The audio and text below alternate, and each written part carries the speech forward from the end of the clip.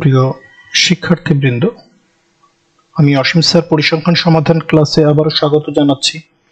আজকে আমরা খুব গুরুত্বপূর্ণ একটি ম্যাথ নিয়ে আলোচনা করতে চলেছি, সেটা হচ্ছে কোরিলেশন বা সহসম্পর্ক, সংশ্লেষাঙ্ক বা সহসম্বন্ধ, যেটাই বলি না কেন সবগুলোর ইংলিশ একটা, সেটা হচ্ছে কোরিলেশন।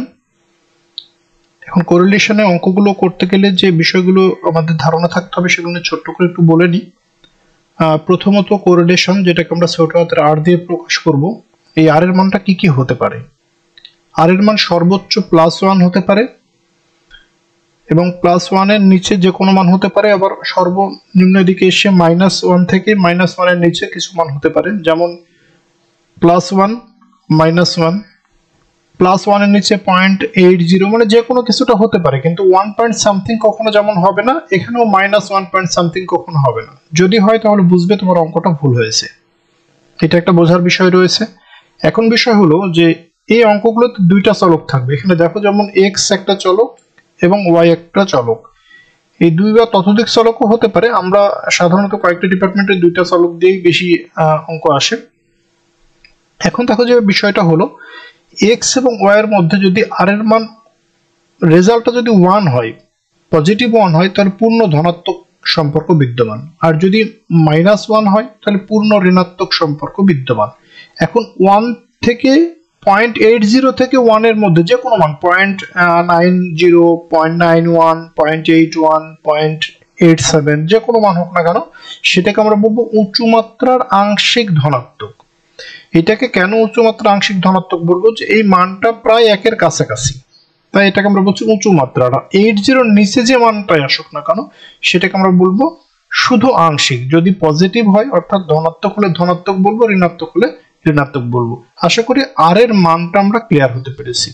এবার আমরা মূল অঙ্কে ফেরত যাই।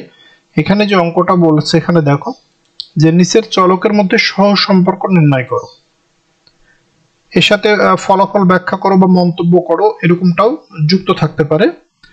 তো প্রথমে এখানে স্বামীর বয়স দিয়েছে এবং স্ত্রীর বয়স দিয়েছে। এখন বলছে তাহলে এদের মধ্যে সহসম্পর্ক নির্ণয় করো। তো সহসম্পর্ক বা যেমন আমরা টি টেস্ট, কাই টেস্টে দেখেছি যে এইরকম সম্পর্কগুলো বা এরকম কল্পনা পরীক্ষাগুলো করতে গেলে প্রথম আমাদের যেটা করতে হবে, সেটা নাস্তি কল্পনা ধরে নিতে হবে। এখন প্রশ্ন হলো, নাস্তি কল্পনা কি, বিকল্প কল্পনা কি?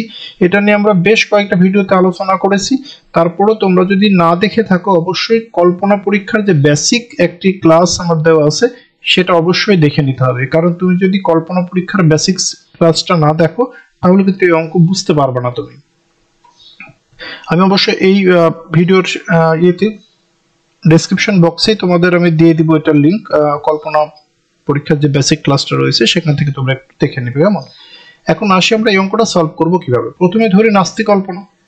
তাহলে স্বামীর বয়স স্ত্রীর বয়সের মধ্যে কোনো সম্পর্ক নেই, নাস্তি কল্পনা আমরা যেভাবে আমরা ধরে আসি, তাহলে এটাকে আমরা বলবো স্বামীর বয়সের সাথে স্ত্রী বয়সের কোনো সম্পর্ক নেই। ঠিক তার অপোজিটটা আমরা ধরবো বিকল্প কল্পনায়, স্বামীর বয়সের সাথে স্ত্রী বয়সের সম্পর্ক আছে। এখন আসে সূত্রটা। সূত্র দেখে ভয় পাবার কিছু নেই, আমি একটু ভেঙে ছোট করে বুঝিয়ে দিচ্ছি। যেমন এখানে তুমি বলছো সামেশন এক্স ওয়াই, এটাকে যদি আমি ভেঙে লিখি তাহলে লিখতে পারি কি, summation x dot summation y, আর নিচে থাকবে এন। এন কি জিনিস? এনটা হচ্ছে এই যে কতটা সংখ্যা, 1 2 3 4 5 6 7, এই 7টা সংখ্যা হচ্ছে এন এর ভ্যালু। তারপর এখানে কি বলছে, summation x square minus summation x whole square by n, এই একই কনসেপ্ট, শুধু এখানে ওয়াই বসানো হয়েছে। এবার ছোট হয়ে গেল না বিষয়টা? ছোট হয়ে গেল। এখন আসো যে আমরা এই যে সূত্রের মানগুলো পেতে হলে আমরা কিভাবে, কোথায় থেকে পাবো, এর জন্য একটা টেবিল তৈরি করতে হবে। তাহলে কি কি লাগবে দেখো, আমাদের লাগবে এক্স ওয়াই লাগবে, সামেশন এক্স লাগবে, সামেশন ওয়াই লাগবে, সামেশন এক্স স্কয়ার লাগবে এবং সামেশন ওয়াই স্কয়ার লাগবে। ঠিক আছে? তাহলে আমরা এখন দেখো এইটা, এই যে এই ভ্যালুটা কিন্তু তোমার প্রশ্নে দেওয়া আছে। দেখো এই যে স্বামীর বয়স, এই মানগুলো দেওয়া আছে না, এটা দেওয়া আছে, ইভেন এটাও দেওয়া আছে। যে স্ত্রী বয়স, এই ভ্যালুটাও কিন্তু এখানে দেওয়া আছে, এটা প্রশ্নে দেওয়াই থাকবে তোমার। এখন কি করব আমরা, এখানে বলছে এক্স ওয়াই, তাহলে এইটা যদি আমরা এক্স হয় তাহলে এটা ওয়াই, তাহলে এক্স আর ওয়াই গুণ করলে আমরা এটা পাবো, অর্থাৎ 25 × 17 গুণ করে আমরা 425 পেয়েছি। আবার 26 × 18, এইটা গুণ করে আমরা 468 পেয়েছি। 26 17 442, 27 20 540, 28, 21, 588 এইভাবে আমরা পুরো দেখো এক্স ওয়াই এর যে কলামটা এটা আমরা কিন্তু পুরোটা করতে পেরেছি এক্স ওয়াই এর কলামটা। পরেরটা কি বলছে এক্স স্কয়ার। এক্স স্কয়ারের মানটা কি এক্স এর উপর স্কয়ার, এই যে 25 এর উপর স্কয়ার করলে তুমি পাবে 625,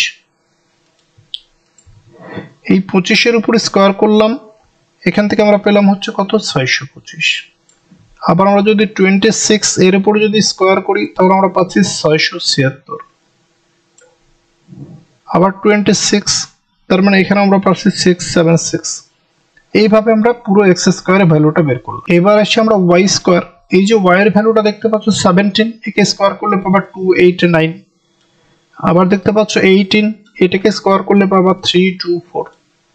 আবার 17 রয়েছে, একে স্কয়ার করলে পাবা হচ্ছে 289। এই প্রসেসে আমরা পুরো ওয়াই স্কয়ারটা কমপ্লিট করব।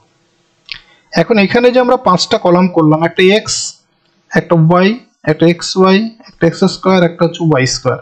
এখন প্রত্যেকটাকে যোগ করতে হবে।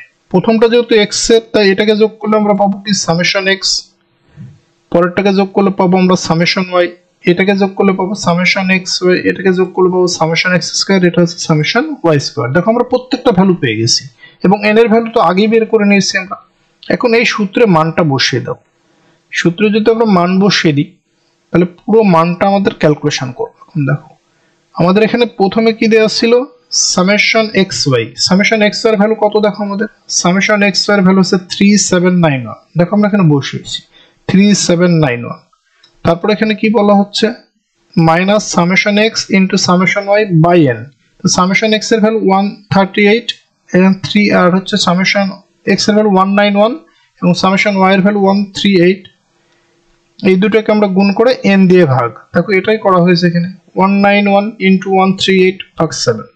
এইভাবে আমরা পুরো মানটা এখানে বসিয়ে নিয়েছি। একটু ভালো করে দেখানো। আর এই ক্যালকুলেশন গুলো তো তোমরা পারবে, এগুলো সব ক্যালকুলেটর দিয়ে করতে হবে। এই পুরো ক্যালকুলেশনটা কমপ্লিট করতে হবে। এখন দেখো এখানে আমরা যেটা পেলাম যে আমরা এখানে ভ্যালুটা পেয়েছি দেখো কত 0.97। আমরা তাহলে এটাকে কি ধরনের সম্পর্ক প্রকাশ করে বলবো, তাহলে এখানে উঁচু মাত্রার আংশিক ধনাত্মক সম্পর্ক, কারণ এটা 80 এর উপরে এবং প্রায় 1 এর কাছাকাছি উঁচু মাত্রার আংশিক ধনাত্মক সম্পর্ক প্রকাশ করে। এটা গেল যে যদি বলে সহজ সম্পর্ক নির্ণয় করো, এইটুকু করলেই মোটামুটি আমরা রেজাল্টটা হয়ে যায়। কিন্তু আমরা পুরো অঙ্কে যদি সমাধান করে এবং মন্তব্য ফলাফল ব্যাখ্যা করতে চাই তাহলে এখন কি করতে হবে, এই আর এর মানটা যথার্থ হলো কিনা, আমরা যে 0.97 বের করলাম এটা যথার্থ কিনা সেটার জন্য আমাদেরকে টেস্ট করতে হবে। সেই টেস্টটাকে বলছে টি টেস্ট। সেই টেস্টটাকে বলছে কি টি টেস্ট। এখন টি টেস্টে কি খুব ছোট্ট একটি সূত্র এবং প্রায় 1-2 লাইনে হয়ে যাবে তোমাদের। দেখো এখানে বলা হচ্ছে t is equal to r root over n minus 2 1 minus r square. পুরো মানটা তোমার জানা, আর এর ভ্যালু 0.97, এখানে n এর ভ্যালু 7 মাইনাস 2, 1 মাইনাস 0.97 স্কয়ার করে দিলাম। বেস ক্যালকুলেশন করে আমার ভ্যালুটা আসলো 8.676। ডিএফ স্বাধীনতা মাত্রা আমরা এখন বের করব। DF is equal two n minus 2, তাহলে n এর ভ্যালু কত 7, 7 মাইনাস 2 সমান 5। এখন আমাদের তুলনা করতে হবে। এই মুহূর্তে আমরা এখন কি তুলনা করব। তুলনা করতে গেলে যে বিষয়টা তোমার লাগবে সেটা হচ্ছে একটা টেবিল ভ্যালু লাগবে, যেটা তোমাদের সাথেই থাকবে, তোমরা পরীক্ষার হলে নিয়ে যেতে ক্যারি করতে পারবা। এই যে এই টেবিল ভ্যালুটা তোমার কাছে থাকতে হবে। এটা হচ্ছে টি এর টেবিল, ঠিক আছে, যে টি এর সারণী বলছে।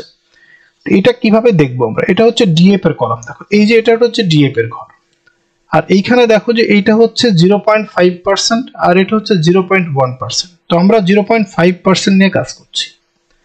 তাহলে আমার স্বাধীনতা মাত্রাটা কত এসছে, আমার স্বাধীনতা মাত্রা এসছে হচ্ছে 5। তাহলে আমি এখানে কোথায় চলে যাব, এই যে 1 2 3 4 5 এ চলে যাব। কত মানটা আমরা পাচ্ছি 2. এই যে এখানে চলে যাও পাশে 2.571। এইবার আমরা তুলনাতে আসি। তুলনাতে কি বলছে 5 স্বাধীনতা মাত্রা ও 5% সংসমাত্রা টি এর টেবিল মান হচ্ছে 2.571, যেটা আমরা টেবিল থেকে পেলাম আর কি। এই যে মানটা, এই যে আমরা পেলাম 2.571, এটার কথা বলছে, এটা হচ্ছে টেবিল ভ্যালু। টি এর হিসাবকৃত মান 8.676, যেটা আমরা এই যে টি এর ভ্যালু বের করলাম তোমার 8.676। এখন বলো কোন মানটা বড়, এই যে টি এর মানটা বড় নাকি তুমি টেবিল থেকে যে মানটা পেয়েছো 2.571 কোনটা বড়? যদি তোমার হিসাবকৃত মান বড় হয় তাহলে হবে বিকল্প কল্পনা গৃহীত, আর যদি তোমার এই টেবিলের ভ্যালুটা বড় হয় তাহলে হবে নাস্তি কল্পনা গৃহীত। তো আমরা এখানে পরিষ্কার দেখতে পাচ্ছি যে আমাদের টেবিল ভ্যালুটা কত 2.571, আর এখানে আমার যেটা হিসাবকৃত মান ক্যালকুলেটেড ভ্যালু সেটা হচ্ছে 8.676। তাহলে অবশ্যই আমার হিসাবকৃত মানটা বড়, আর যেহেতু হিসাবকৃত মানটা বড় তাই আমাদের বিকল্প কল্পনা গৃহীত হবে এবং নাস্তি কল্পনাটা বাতিল হবে। এখন মূল বিষয় যেটা মন্তব্য, তাহলে আমাদের কি হবে? মন্তব্য বলো বা সিদ্ধান্ত বলো, যেটাই কিনা বলো। এইটা তাহলে তুমি যেহেতু বিকল্প কল্পনা গৃহীত হয়েছে, তবে বিকল্প কল্পনায় তুমি কি ধরেছিলে? তুমি শুরুতে চলে যাও, অঙ্কের শুরুতে দেখো ধরেছিলে বিকল্প কল্পনা। তুমি ধরেছিলে স্বামীর বয়সের সাথে স্ত্রী বয়সের সম্পর্ক আছে, তাহলে এটাই তোমার সিদ্ধান্ত বা মন্তব্য হবে। তাহলে শেষে গিয়ে তুমি সুন্দর করে এটা লিখে দাও যে মন্তব্য হবে স্বামী ও স্ত্রী বয়সের মধ্যে তাৎপর্যপূর্ণ সম্পর্ক বিদ্যমান। আশা করি অঙ্কটি বুঝতে তোমাদের আর কোনো সমস্যা নেই। তোমাদের যদি আমার এই ভিডিওগুলো ভালো লেগে থাকে অবশ্যই আমার চ্যানেলটি সাবস্ক্রাইব করবে আর বন্ধুদের সাথে শেয়ার করে দিবে। ধন্যবাদ।